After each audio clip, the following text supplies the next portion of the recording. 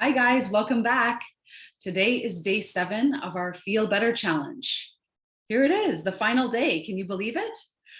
I can't actually, it's gone by really quickly. Anyway, I'm really excited that you're here and I'm really excited to share this final topic with you. Okay, our topic for today is movement is medicine. And I'm gonna start by sharing a quote with you by Carol-Welch-Baril. Okay, and her quote for us is this: movement is medicine for creating change in a person's physical, emotional, and mental state. One more time. Movement is medicine for creating change in a person's physical, emotional, and mental state. That's really important for us to lock that in. Okay, if we do want to feel better, I really want to highlight this idea that we've got to align, we've got to take action and do things that help our body and our mind and our spirit, the physical, the emotional, and the mental, right? We can't do things in isolation because the mind is connected to the body and the body is connected to the spirit. And so we really do want to be taking action on our health that aligns and that favors, growth in all 3 of those areas. And one of the reasons why I wanted to end with this topic is that it hits all 3 of these, right? And of course, some of the other things that I've talked about will also hit all 3 of these areas, mind, body, and spirit. But movement really is one of these pieces that does. And our bodies are designed to move.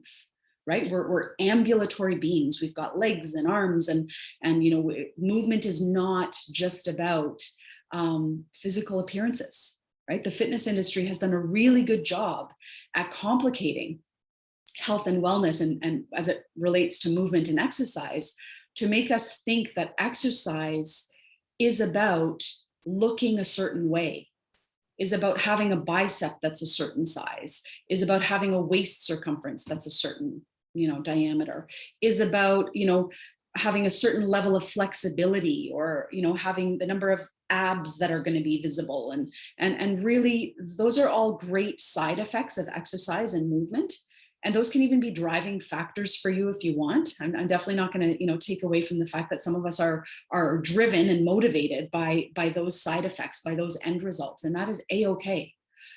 But if you're not driven by that stuff, which is totally fine too, then I want you to remember that movement is about your heart. It's medicine for your heart, right? It's increasing the pumping of your heart, which is, of course, enhancing circulation. So it's a workout for your heart. And then, of course, when your heart is working out, your lungs are going to be working out too, right? Because increased heart rate is going to mean increased respiratory rate. So then your lungs are going to be getting a workout as well. And then when your lungs and your heart are getting a good workout, and all of your muscles are, now moving and pumping blood and requiring, oxygenation to those large muscle groups, and then requiring, waste removal of waste removal from those muscle groups, we just end up with all of these amazing benefits related to movement that are not about physicality. Right? We end up in a better mood, right? We know that movement is a natural antidepressant. Exercise can be a natural antidepressant, right? It raises endorphins, it raises our levels of serotonin. So I really want us to think about movement in this way, right? That our body was designed to move, and that it does not need to be a punishment. It does not need to be a chore. It does not need to be something that we resent or that we dread, right? I want you to find what feels good, right? In the words of Adrienne Mishner, if you guys don't know Adrienne, she has a free YouTube channel, Yoga with Adrienne. And she has this beautiful series, and she's been posting free videos weekly for, I don't know, maybe a decade now. And that's her tagline: find what feels good. And I really think that is such a beautiful tagline, because that's exactly where we need to be hanging out with regards to our health in general. But, we could say that about movement in particular, right? Find something that's fun. Find something that excites you. Notice the benefits after doing that. And the other thing that I want to invite you to think about here when we're talking about movement is, and this is part of the reason why I'm calling it movement versus exercise, we end up with these ideas or like preconceived notions about what exercise should look like, right? I should be wearing a certain amount, like I should be wearing my exercise gear. I should have carved out a certain amount of time. It's going to involve a certain amount of sweating or exertion. And what if we took a lot of that away? What if we just started thinking more about movement? And, you know, our devices and our apps are great for this, right? Like our Apple Watches and our Garmin's, and they're telling us, you know, when we're reaching 10,000 steps. But what if we really got committed to moving versus exercising, and thinking, not that there's anything wrong with exercising, but just thinking about the fact that you don't need to be in workout gear. You can go for a light jog to pick up your kids at school. You can go for a light jog with your dog after work. Hey, you don't have to be in your spandex pants. Believe it or not, you could do a light jog in jeans. I've done it many, many times. And you don't need to be in your yoga gear with your yoga mat rolled out, with your yoga music playing. And you can totally do that. And that's amazing. And I love that.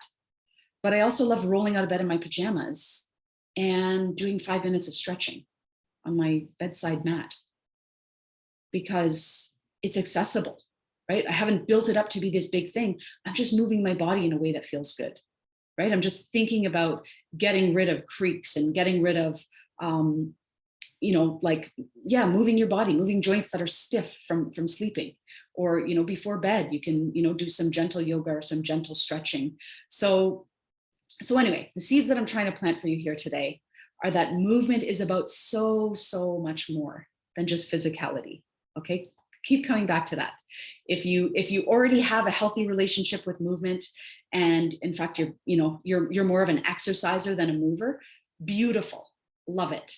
And if you are, you know, kind of in this love-hate relationship, battling a little bit with, you know, this idea that movement needs to be, you know, needs to look like all those things that I talked about earlier, then think about it in a different way. This is an invitation for you to think about movement in a way that's beneficial to you, right? That's just getting your heart rate, that's getting your heart rate up. That's getting your breathing rate up. Brisk walking, stationary bikes, swimming, you know, again, thinking about doing this at different times of the day, going out after eating your lunch, just going for, you know, two rounds around, or, you know, 2 loops around the block, just making this a little bit more accessible. So again, you know, the number one goal, do not get injured, start low, go slow, listen to your body, find what feels good. Food is medicine for your body, for your mind, and for your spirit. All right. Thank you for being here with me. I am actually going to hop on here for one final video tomorrow to wrap this up. But I am so grateful that you've been here with me for this journey. I hope that you've found this helpful. If you have questions, if you have comments, if you have feedback, I'm open to all of it. So you can share it in Facebook, you can direct message me, you can email me. Anyway, guys, have an amazing rest of your day, and let's go get moving. Bye, guys.